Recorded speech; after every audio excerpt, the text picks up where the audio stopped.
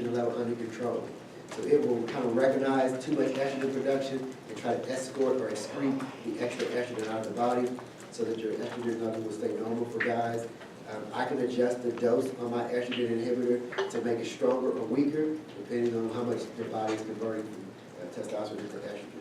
So that's why I watch their estrogen levels so well, so I can control the inhibitor in their dose.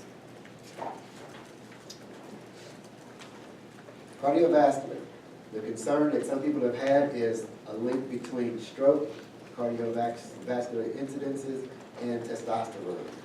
In a recent study aimed to look at an increased risk for cardiovascular incidences, 10,311 men aged 66 years and older, newly treated with testosterone therapy, and 28,029 untreated controlled substances were all taken from a Canadian database.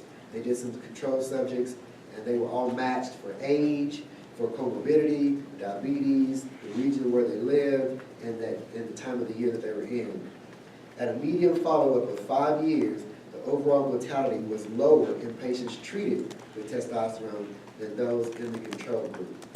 When looking at their response to testosterone over a period of time, mortality and heart-related morbidity were higher in patients who received short-term treatment as opposed to those who were on longer treatment. So short-term, we're talking like 2 or 3 months versus 18 to 36 months or longer. So they get better on the guys who are on longer treatment regimens than the ones who are short.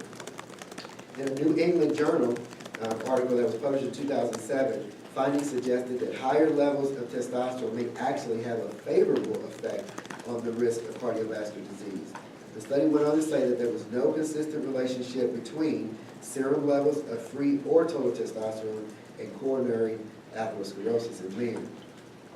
So that demonstrated that there was an increased incidence of cardiovascular disease or events such as MI, stroke, or angina in men with lower testosterone.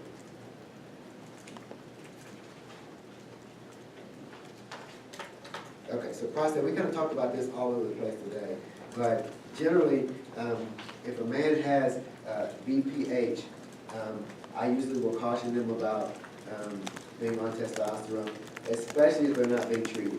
If they're not on Flomax or tamsulosin or one of those Solosins, then normally I will encourage them to get on one, go back and talk to the family doctor, because their urinary symptoms are likely going to increase or maybe change, and they might require changing dosage to the medication. Did your system go out? I'll get it. Debbie, shut up. No. Time's up. No, you keep talking, I'll get it back. But, so I usually will encourage those guys to get on some medication. I may not treat you with testosterone until I either get a clearance or I get that IPSS score, which gives me a feeling of I can probably go ahead and move forward with treating you and not worry as much about it, because I'm going to be watching the PSA anyway, so more than likely I will treat you even though you may have symptoms of BPH. Now, prostate cancer is a little bit different, though, because prostate cancer is a lot more serious. So, in men who have a propensity to develop prostate cancer or there's a familiar history of prostate cancer, we usually have to be a little bit more cautious. Again, if it's been within the last 4 years, you're probably not going to get treatment from us. If you have a urologist or an oncologist or somebody who don't mind prescribing treatment for you, they can do it, or they can join forces with me and we can come up with a regimen together that might be befitting for you. But for the most part, we try to avoid the guy with the prostate cancer or the family history of prostate cancer. So cholesterol. Cholesterol, according to recent data regarding the relationship of testosterone replacement therapy and lipid profiles, are inconsistent at best. Numerous control substances using physiologic replacement doses of testosterone have shown no change or only a minimal reduction in HDL, which is good cholesterol. And it's often accompanied by a reduction, a minor reduction in total cholesterol. And very little to no effect on the LDL, so it doesn't worsen. So there's lots of hoopla out there about, oh, that testosterone is good for cholesterol, but the data just doesn't support that. Thrombotic events. This is another one that data just does not support. We've had a couple guys that come in and say, I'm worried about getting blood clots. And there's no data that will support thrombotic events and testosterone replacement therapy. So you can look at this, you'll see several studies that will show there's no correlation at all between those conditions and testosterone. Now, I will say though, if the hematocrit stays high and continues to be high, then they could definitely have some full body events at that point. But again, I'm watching those levels to make sure they don't get there.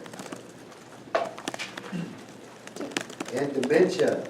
Research has shown that men appear more likely to develop dementia if they have hypogonadism. In 2010, researchers from the U.S. and Hong Kong studied a group of 47 older Chinese men that had mild cognitive impairment. People with this condition have slight changes in memory and cognitive skills, but they can usually manage themselves on their own, unlike people with dementia. Mild cognitive impairment is a risk factor for developing Alzheimer's later on in life. The men's testosterone levels were measured at the start of the study. 1 year later, the men were assessed for dementia. 10 of them were diagnosed with Alzheimer's. Those men all had low levels of free testosterone in their initial blood work. In 2013, a study by a French researcher found that low testosterone levels were associated with increased dementia risk in men. The risk was greater in men over the age of 80. I don't see too many 80-year-old men coming to clinics. I need my testosterone. Because most of the times they're like, you get me the way I am. I'm grouchy, I'm cranky, and that's how it's going to be. So I don't see too many of those guys come in. So in conclusion, most of the men who seek treatment for hypogonadism or low testosterone end up living happy lives. The sense of well-being usually improves as the level comes up. And they usually get back to doing those things that they used to enjoy doing and moving on with life.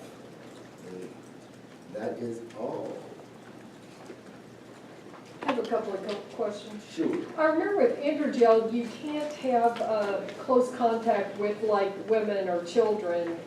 Dogs, cats, probably not good too. So does that go also for the cream? Yes, so So with what the do you cream, tell? so with the cream, when I instruct guys who are on the cream, is it goes between the elbow and the armpit, so you rub it right here on the inside of your bicep. And then the next day, you rub it over here. You go back and forth. The first hour and a half is the critical moment of avoidance, I would guess is what you say. If they have a shirt on that covers up that area, that's a barrier that will prevent them from actually directly transferring it. So a guy who puts cream on his arm, you do not want to, with your shirt off, go hugging on your wife or picking up your kids or getting Fufu with Fifi the dog and holding him walking around with no shirt on, because every time you contact that person with that cream, especially if it's daily, you're just treating them with testosterone therapy too.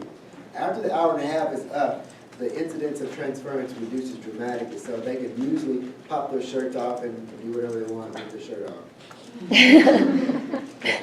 And what other about smokers? So how do you deal with smokers in your clinic?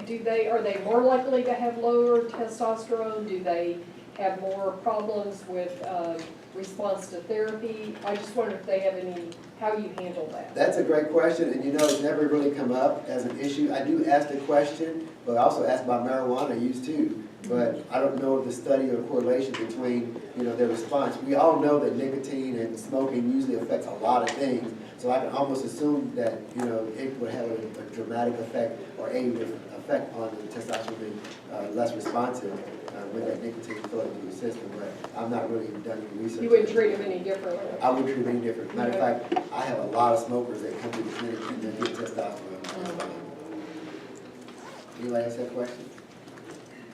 Anything? Yeah, I do.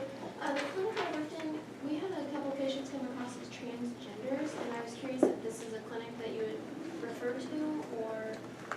Good question.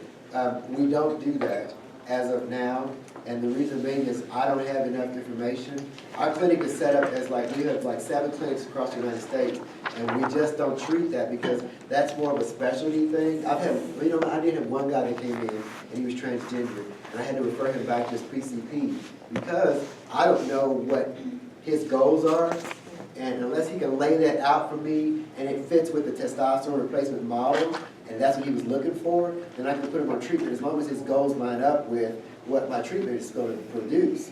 If his goals are to do something else, then again, I'm the Band-Aid for TRT, for testosterone replacement therapy only. I don't monitor your estrogen like that, so only if estrogen is out of control because of testosterone do I watch those hormones. I don't watch any other hormones but those two.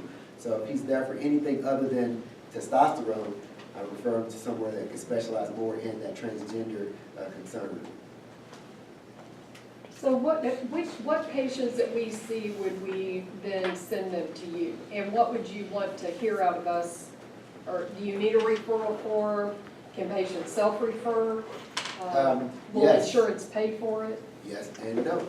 So generally when I see a patient, and especially if you want to refer patients to me, the Adams is a great resourceful tool to use because again, if they're more than 3 on that Adams, then they're likely going to have low testosterone. Blood work is the source that you can search, and we showed you some of the things that you can look at in your blood work. So if you have a patient that you suspect might have low T because they're complaining about similar symptoms from the Adams score, and you draw blood work, and the blood work looks like, man, you're in the low normal. Now you know low normal does not always mean turn them away. It may mean go do some research, find out what their bioavailable testosterone is. There's a calculator on the computer that you plug in the albumin, you plug in the testosterone, you plug in the SHBG, and it tells you what the free testosterone is, it tells you what the bio is, and you don't have to do anything but just plug those values in. So if you get somebody that comes into the clinic and they look like they have symptoms, do the blood work, and then refer them with the blood work.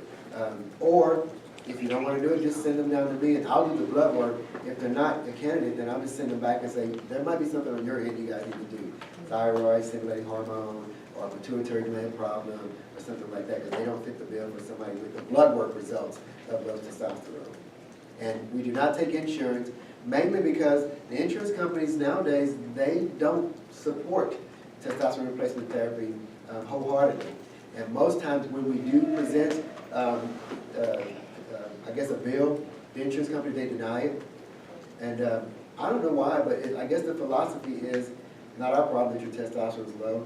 Now, I will say this, in men age 35 and younger, if their levels come in super duper low, like you get a 29-year-old guy that comes in with a testosterone level of 100, insurance is probably going to cover that one, because they have to know there's a medical problem here with this guy. He's 30 or younger, his testosterone is almost out of the floor, there's something going on. Most times at that point, the insurance companies will require us to do 2 blood draws and confirm that the testosterone levels are low. They want them done at the same time of the day, so you can't say anything negative about the results. But if they come back 2 low consecutive blood draws, most insurance companies will reimburse the patient. They won't pay for it, they'll reimburse the patient. Our business is cash pay. It is all cash pay, and it can be pretty pricey to come in and do it. So if you get your insurance company to pay some of it or all of it, way to go, good insurance coverage. But all of the guys that come to our clinic, they don't get their file for insurance. Do you base diagnosis and treatment on morning testosterone levels?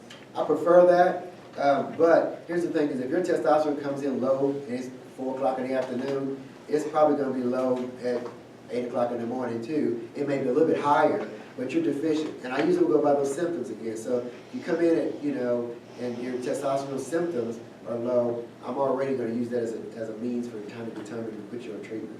So it doesn't matter if it's daytime or morning time. The levels are higher in the morning. Good question.